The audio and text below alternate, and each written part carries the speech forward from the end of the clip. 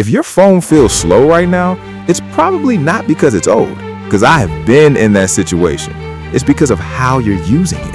And most people have no idea they're doing these wrong. In this video, I will be showing you 5 mistakes you might be making and how you can fix them. Stick to the end because the last one you don't want to miss. Mistake number 1, leaving too many apps open. Sometimes you open apps and just leave them there. The thing is, they keep running even when you're not using them, and that eats up memory.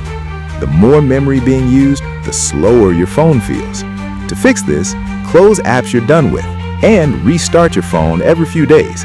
It really makes a difference. Mistake number 2, letting storage stay almost full. If your storage is nearly full all the time, your phone will struggle.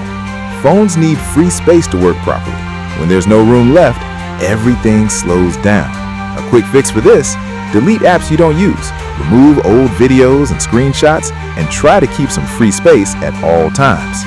Number 3, skipping updates. A lot of people ignore updates because they seem annoying. I used to do that too. But those updates aren't just about new features. They fix problems that slow your phone down. Update your apps and system when they're available. Your phone will run smoother and more stable. Mistake number 4, charging the wrong way.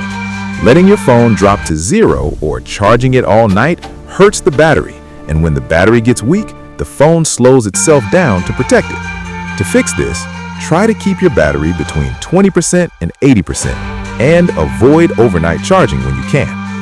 Mistake number 5, most people don't realize this: live wallpapers and widgets.